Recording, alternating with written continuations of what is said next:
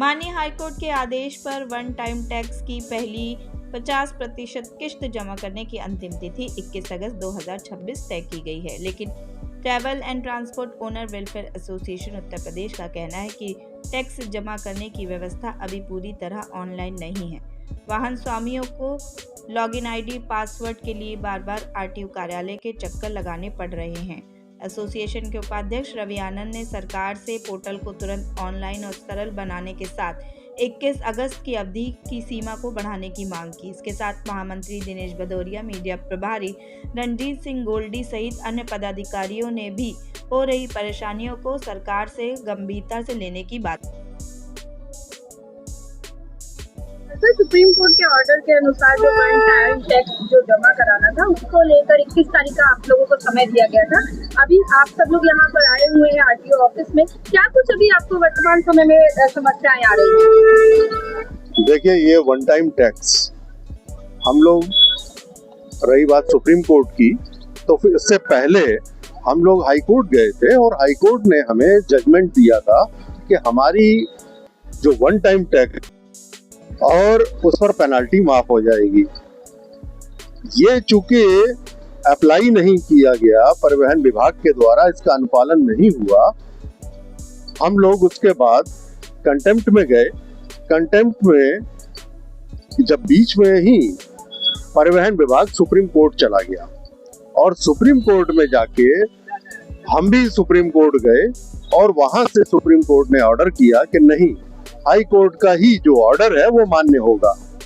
तत्पश्चात जो कंटेम्प्ट था वहां पर 14 तारीख को अभी एक डिसीजन आया है जिसमें कि 21 अगस्त तक मुझे पहली किस्त हम लोगों को जमा करनी है और 21 अक्टूबर तक दूसरी किस्त जमा करनी है और पेनल्टी माफ होगी, जिसका कि परिवहन विभाग ने अनुपालन हेतु हमें लेटर भेज दिया है।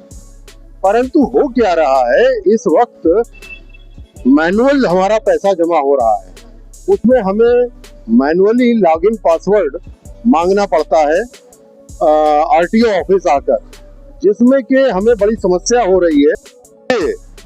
परिवहन व्यापार ये लागू होना चाहिए था। परिवहन विभाग ने मात्र travel and transport owners welfare association के जो सदस्य हैं सिर्फ वहीं तक सीमित कर दिया। भाई, ये बात समझ में नहीं आ रही है कि जब आपने ये स्कीम रेवेन्यू के लिए लाए थे तो रेवेन्यू के लिए सीमित क्यों कर दिया गया? पूरे प्रदेश में अगर इसे लागू करते तो और ज्यादा रेवेन्यू होता और व्यापारियों को इससे लाभ मिलता। वो बेचारे परेशान हैं, उन पे हजारों रुपए की पेनल्टी आ चुकी है और बिजनेस उनका बंद हो रहा है। गाड़ियों की फिटनेस नहीं हो पा रही है, वो रोड पर नहीं आ पा रही है। कुछ लोगों का ये भी कहना है कि जैसे वाहन उनके नाम नहीं, उनके वाइफ या किसी बेटे के नाम है, तो उसमें भी दिक्कत आ रही है। जी हाँ, जी हाँ। अगर ये पूरे हाई कोर्ट के आदेश को एज इट इज सभी टैक्सी ऑनर्स को अप्लाई कर देंगे तो ये सारी जो समस्याएं हैं जो सीमित कर रहे हैं परिवहन विभाग, हम लोगों की सबसे बड़ी शिकायत ही यही है कि आप सीमित कर रहे हैं। आप सीमित ना करके इसे पूरे प्रदेश के लिए खोल दीजिए और सभी व्यापारियों को इससे लाभ मिले।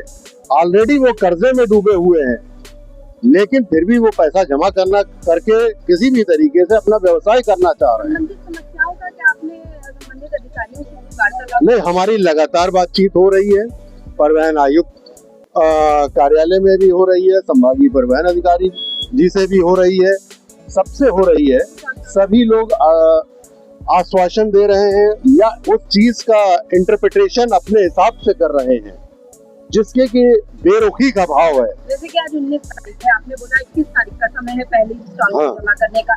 जिनकी नहीं होगी उनके आगे क्या अगर और जिनका नहीं होगा वो अब इंडिविजुअल हाई कोर्ट में जाएंगे। जो हमारा ये ऑर्डर आया हुआ है उसका अनुपालन वो इंडिविजुअल वे में कराएंगे, क्योंकि नहीं बिल्कुल बढ़ानी चाहिए। और इसको परिवहन विभाग को तत्काल हमारी उनसे करबद्ध प्रार्थना है कि इसको पूरे प्रदेश के लिए खोल दीजिए। परिवहन मंत्री जी से हमारी विनम्र निवेदन है कि जो भी परिवहन व्यापारियों को परेशानी हो रही है, नुकसान हो रहा है, उनका संज्ञान लीजिए और उसे तत्काल प्रभाव से पूरे प्रदेश में ये चीज लागू करिए। मैं Ravi Anand, travel and transport owners welfare association का उपाध्यक्ष हूँ। नमस्कार। चैनल देश प्रतिदिन न्यूज़ को बेल आइकन दबाकर सब्सक्राइब, लाइक और शेयर जरूर करें।